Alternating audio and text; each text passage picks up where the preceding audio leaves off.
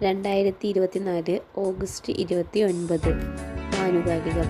വിമാനയാത്രയ്ക്കിടെ കേസിന്റെ വിധി പ്രഖ്യാപിച്ച ഇന്ത്യയിലെ ആദ്യ സുപ്രീം കോടതി ചീഫ് ജസ്റ്റിസ് DY ചന്ദ്രചൂഡൻ.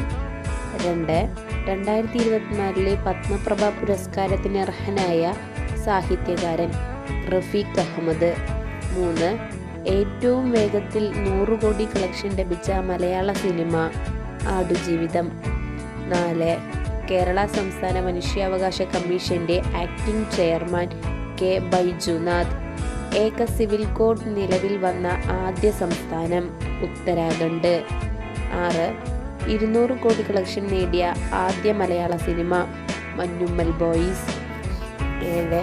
കേരളത്തിന്റെ മുഖ്യ വിവരാവകാശ കമ്മീഷണറായി ചുമതലയേറ്റത് ഹരി V. നായർ. 8. ദക്ഷിണേന്ത്യയിലെ ആദ്യ വയോജന സൗഹൃദ നഗരമായി അടുത്തിടെ ലോകാരോഗ്യ സംഘടന പ്രഖ്യാപിച്ച നഗരം കൊച്ചി. 9. ആരുടെ ആത്മകഥയാണ് അതിജീവനം? വിശ്വാസ് മേത്ത. 10. 2024 ഫെബ്രുവരിയിൽ ബീഹാർ മുഖ്യമന്ത്രിയായി വീണ്ടും ചുമതലയേറ്റത് ആര്? നിതീഷ് കുമാർ.